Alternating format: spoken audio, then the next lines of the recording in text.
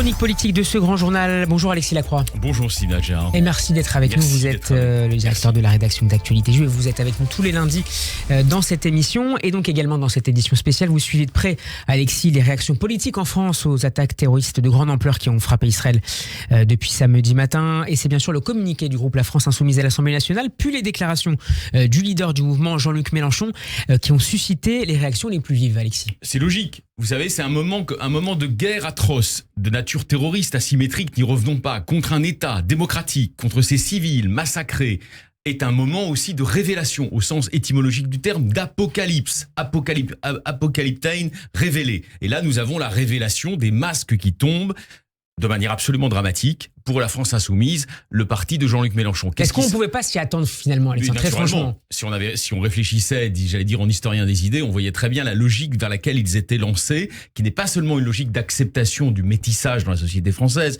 chose qui se discute, mais une logique de relativisation des crimes terroristes. Et donc aujourd'hui, à l'aune de la situation nouvelle dans ce qu'on appelle chez les diplomates le Proche-Orient, on voit ceci se révéler en pleine lumière et c'est pas beau à voir. Vous avez cité le communiqué, mais on peut citer aussi des personnalités influentes dans le mouvement comme Louis Boya par exemple, là, qu'on a beaucoup vu à un moment sur les antennes de C8 avec Hanouna, et qui déclare lui que depuis trop longtemps on avait fermé les yeux sur l'occupation israélienne, ce qui est une façon évidemment indirecte mais volontaire de justifier le massacre des civils qu'a entrepris la mouvance djihadiste et terroriste Hamas. On peut également citer à nouveau Jean-Luc Mélenchon, toute la violence déchaînée contre Israël et à Gaza ne prouve qu'une chose, la violence ne produit et ne reproduit qu'elle-même. Je ne vais pas redire ce qui a été dit 1000 fois, c'est la théorie perverse de la réciprocité qui renvoie dos à dos agresseurs et agressés dans une sorte de nuit où tous les chats sont gris. C'est éminemment pervers et c'est raccord évidemment avec une stratégie politique qui est une stratégie de légitimation oblique, bien sûr, de l'islamisme en France et notamment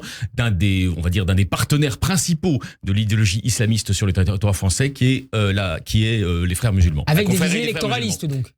Évidemment, mais pas seulement. C'est-à-dire, c'est aussi, si vous voulez, de flatter ce qui pourrait apparaître dans la logique qui est celle de la France insoumise, héritée des trotskistes anglais depuis les années 80, comme la nouvelle force révolutionnaire, entre guillemets. Vous voyez ce que je veux dire? Alexis, cette position de la France insoumise a été sévèrement dénoncée, notamment dès dimanche par la première ministre Elisabeth Borne. C'est très choquant. On ne peut pas, dans le contexte actuel, renvoyer dos à dos le Hamas, une organisation reconnue comme terroriste par l'Union européenne, et un État démocratique qui est victime d'une attaque terroriste, alias Israël. Donc, c'est ce qu'a estimé Elisabeth Borne, une position qui est finalement conforme au soutien apporté par Emmanuel Macron quelques heures plus tôt. Si nous voulons décrire les idéologies en présence, je parlais d'apocalypse au sens étymologique du terme, de révélation, de révélation des positions fondamentales philosophiques, si vous voulez, des uns et des autres dans cette affaire israélienne. Eh bien, nous avons au fond un bloc islamo-gauchiste parfaitement compromis, la gauche égarée qu'avait décrit en son temps le Premier ministre Manuel Valls, elle est de plus en plus égarée et elle est de plus en plus atroce. Nous avons un bloc central qui est très large,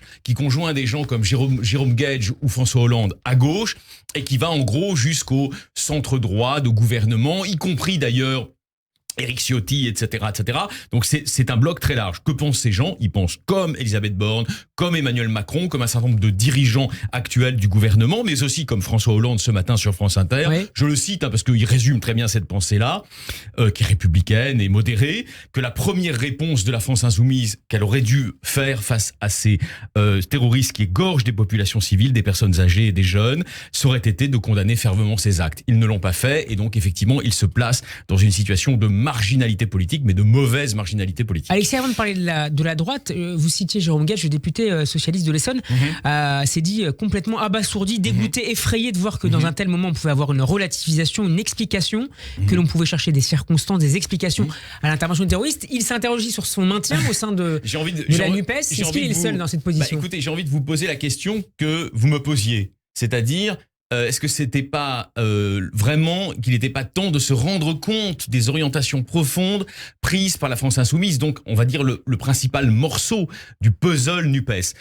Jérôme Guedj a mis du temps à s'en rendre compte. François Hollande d'ailleurs l'a très bien dit ce matin sur France Inter. Enfin, il s'en rend compte. Donc tant mieux. Mais c'est vrai qu'il aurait pu tout de suite, s'il avait réfléchi sur les ambiguïtés sémantiques vis-à-vis de l'islamisme, vis-à-vis du néo-antisémitisme, etc., il aurait pu tout de suite se rendre compte que la NUPES n'était pas un bateau dans lequel lui, à titre personnel, comme socialiste, comme républicain, devait monter. Qu'en est-il des réactions à droite ? Alors, à droite, nous avons un autre paysage idéologique qui se dessine. Nous avons la fermeté républicaine, Ciotti par exemple, qui propose, qui est une mauvaise idée par parenthèse, d'assécher les financements à l'autorité palestinienne. L'autorité palestinienne n'en peut mais, elle n'y peut rien. Si vous voulez, si le Hamas a décidé de passer à l'offensive criminelle, ça n'est pas la politique de l'autorité palestinienne en dépit de toutes ses ambiguïtés, de tout ce qu'on peut dire contre elle. Et puis vous avez la théorie dite du choc de civilisation qui se développe. Alors elle se développe. Je précise à nos auditeurs, Alexis, que Accès Audit sera demain sur Radio J au micro Christophe Barbier. Absolument.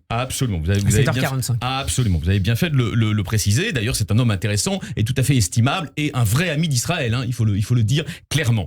Alors vous avez par ailleurs, j'allais dire, le troisième bloc idéologique et doctrinal, qui est le bloc huntingtonien, ce que j'aime appeler avec vous le bloc huntingtonien. L'un de ses représentants, il n'est pas le seul, il y a Jordan Bardella par exemple aujourd'hui qui en fait partie, à l'évidence, notre ami Gilles William Goldnadel. L'un de ses représentants, c'est Éric Zemmour, le président de Reconquête, à l'évidence. Il a fait une vidéo hier matin dans laquelle il s'adresse à la communauté nationale mais aussi aux Israéliens en leur adressant tout son soutien. Vous vivrez et vous vaincrez, martèle le président de Reconquête, et évidemment il établit un lien entre la cruauté qui vous vise, dit-il aux Israéliens, et cette internationale djihadiste qu'il dénonce depuis longtemps et qui peut frapper en tout lieu. Et donc effectivement il ajoute, la naïveté doit cesser, le djihad se moque des accords de paix et fait la guerre. Autrement dit, dans la famille entre guillemets civilisationnelle ou huntingtonienne, appelons-la comme l'on veut, on ne tient pas spécialement à maintenir cette distinction que nous avons faite, nous, spontanément, entre l'islam et l'islamisme. On voit plutôt, dans les événements qui surviennent contre les populations civiles israéliennes, un avant-goût, en quelque sorte, d'une nation qui est aux avant-postes de ce qui pourrait arriver dans les décennies qui viennent à l'Occident dans sa globalité, c'est-à-dire une sorte de submersion, non pas migratoire, mais on va dire éthique et civilisationnelle. C'est globalement la lecture de ces événements que propose la droite. Ces différentes composantes avec plus ou moins de... Vous avez absolument raison. C'est-à-dire que si cette chronique est intéressante, c'est que je crois qu'elle met toujours deux choses. D'abord, il y a deux gauches. Et on peut dire qu'Elisabeth Borne fait partie de la deuxième gauche, si vous voulez. La gauche qui est anti-djihadiste, qui est anti-islamiste. Et puis, il y a l'autre gauche qui s'est fourvoyée dans le soutien à l'islamisme. Mais au fond, la droite est assez unie dans cette affaire. C'est-à-dire qu'il y a une sorte de continuum par-delà les différences de partis sur l'interprétation de ce qui arrive. Et Éric Zemmour l'a dit avec ses mots, on peut le dire comme ça, cette famille de pensée, qui est assez large en fait, pense qu'aujourd'hui, Israël se trouve à l'avant-poste d'une civilisation, alors on peut l'appeler euro-américaine ou occidentale comme vous voulez, qui est fanatisme idolâtre, absolument destructeur et absolument nihiliste. Voilà l'interprétation qui est faite. Je ne dis pas qu'elle est vraie, mais je crois qu'elle a tout à fait sa place dans le débat qui va s'ouvrir dans les semaines qui viennent. Merci beaucoup Alexis Lacroix d'avoir été avec nous. Je rappelle que vous êtes le directeur de la rédaction d'Actualité Juive. Merci à vous, Steve. Et qu'on peut vous réécouter à la fois sur notre site et sur la page YouTube de Radio J. Et on a réussi à tout dire, vous voyez. Absolument. On se retrouvera sportif, quand même demain. Bon après-midi, Alexis. Avec plaisir.